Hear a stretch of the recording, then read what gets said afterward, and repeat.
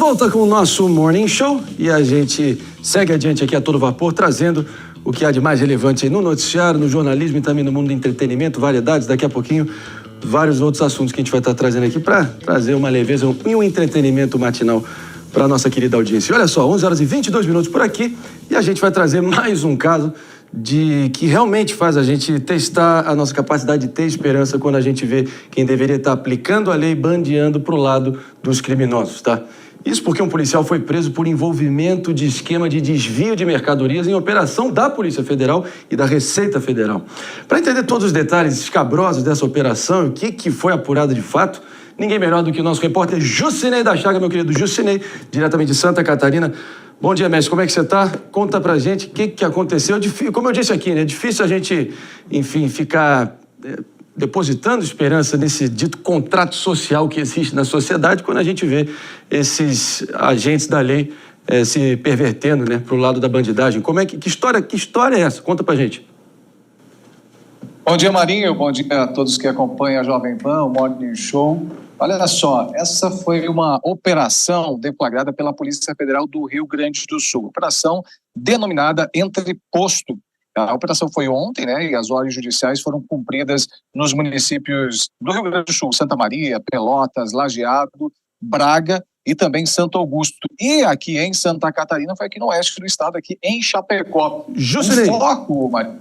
Vou pedir uma breve interrupção só para recepcionar todo mundo que está ligadaço na rede Jovem Pan de Rádio, nosso Jusinei da Chaga, diretamente de Santa Catarina, trazendo aqui detalhes de uma operação da Receita e da Polícia Federal e que acabou gerando a prisão de um PM ali envolvido num grande esquema de desvio de mercadoria. A palavra é sua, Jusinei, concluindo. Você tem até um VT que você quer trazer aqui para a gente, certo? Exatamente, Marinho. Retomando para quem está chegando pelo rádio também, então essa foi uma operação da Polícia Federal do Rio Grande do Sul, ela ocorreu ontem, teve busca de ordens judiciais cumpridas em algumas cidades do Rio Grande do Sul. O foco foi desarticular um esquema criminoso, que segundo a Polícia Federal, Marinho, um grupo de servidores públicos da Receita Federal usou dos próprios cargos para desviar e se apropriar de mercadorias apreendidas naquelas atividades de fiscalização de entrada de produtos, né, do exterior.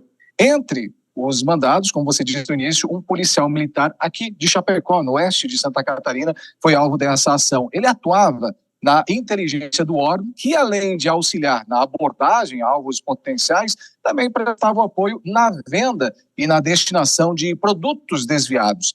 Segundo o que a polícia apurou, né, os servidores eles fraudavam registros de apreensão, de modo que apenas uma parte daqueles produtos que eram apreendidos, eles ingressassem de fato no depósito de mercadorias da delegacia da Receita Federal de Santa Maria, no Rio Grande do Sul. Inclusive, como você bem disse, a gente tem uma fala do delegado da Polícia Federal do Rio Grande do Sul, o doutor Leonardo Nunes, que ele explica um pouco mais de detalhes sobre esse esquema e também como funcionava a comercialização desses produtos. Vamos acompanhar. Esse grupo de servidores da Receita Federal, ele integra a parte fiscalizatória repressiva da Receita. Nessa condição, eles eram, enfim, apoiados por órgãos de outras forças, enfim, e faziam também atividades repressivas até fora do Estado. Esse grupo, então, se apropriava e desviava mercadorias que eram apreendidas pela Receita Federal em decorrência da sua regular atividade fiscalizatória. Então, esse grupo, das mais diversas formas, acabava separando parte da mercadoria apreendida, aquilo que realmente interessava ao grupo, e após essa apropriação, revendia essa mercadoria por meio de terceiros ou até pelo próprio grupo. Bom, essas mercadorias, Marinho, trazendo aqui para a nossa audiência, elas eram de diversos países e variavam entre vinhos importados, eletrônicos de diversas marcas, roupas, joias, relógios, entre outros produtos. Inclusive, além dos mandados, também foram realizadas a apreensão aí de 24 veículos, 22 imóveis, bloqueio de contas bancárias com valor aproximado aí de 37 milhões. Foram cumpridos, para a gente fechar aqui, foram cumpridos 9 mandados de prisão preventiva, 15 mandados de busca e apreensão, 3 mandados de busca pessoal e 12 medidas cautelares. Agora, claro, vão responder aí pelos crimes. Jusinei, complicado. E venho dizendo, caso após caso, sempre nesse sentido, que todos esses... É difícil quando realmente os policiais acabam ali fazendo trabalho sujo para os criminosos, se juntando a eles. Como é que faz aqui para manter o mínimo de esperança? Obrigado demais aqui pela presença. A gente volta com você em todas as atualizações de Santa Catarina ao longo da semana, já acionando aqui minha querida bancada. Pelo seguinte, um dado positivo, óbvio, o policial foi preso, a gente viu ali, teve até bolsa da Louis Vuitton para cima e para baixo, mas cenas assim que mostra que o pessoal, enfim, não tem pudor. Jess, o que você achou? Eu acho que primeiro a gente tem que colocar um ponto aqui. Nenhuma profissão provavelmente é tão nobre quanto a dos policiais no Brasil. Por que eu falo isso? Porque eles recebem mal, porque eles não são bem treinados, porque eles têm material, muitas vezes, de defesa frágeis com um crime super organizado, e eles são uma categoria, muitas vezes, desvalorizada pela sociedade e muito desvalorizada pelo poder público.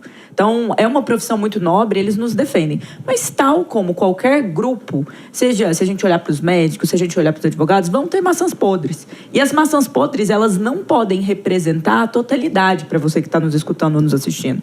Então, no final das contas, nós precisamos que as maçãs podres, elas sejam pegas, como foi o caso que aconteceu, que elas sejam punidas, que elas sejam responsabilizadas e que elas jamais voltem a atuar nessa profissão tão nobre quanto a questão de servir as forças policiais do nosso grande Brasil. Então, acho que esse é um ponto importante. Eles não podem voltar. Nós vimos essa semana uma decisão que ali voltava, decisão judicial, não uma decisão da polícia, retornava pessoas que foram pegas ali também dentro de desvios. Isso não pode acontecer. Então, que bom que a própria polícia conseguiu identificar e prender esse que, muito mais do que falar que é um policial, um PM, é um criminoso também. Para dizer o mínimo, e que a justiça militar seja, assim, exemplar na punição. Não tem outra coisa além disso para a gente estar esperando desse caso e o desfecho que virá. David? Não, ele responde a 2 inquéritos, né? Um da Justiça Militar e outro pela investigação da Polícia Federal, porque foi coordenada pela Polícia Federal. Agora Tá a gente pior só ainda espera, a situação dele. agora a gente só espera que não aconteça como aqueles outros policiais que foram reinseridos no cargo por causa de provas que supostamente foram conquistadas ilegalmente. Né? Caso a gente mostrou aqui. Revoltante, esse caso foi brincadeira. Mano Ferreira. Bandidos de farda são bandidos, né? Não é porque usam a farda, não retira a condição de bandidagem de quem é bandido. E isso precisa ser muito assertivo do ponto de vista das instituições, exatamente para que não voltem, não sejam reinseridos dentro da corporação em função de, eventualmente, algum problema do ponto de vista do processo.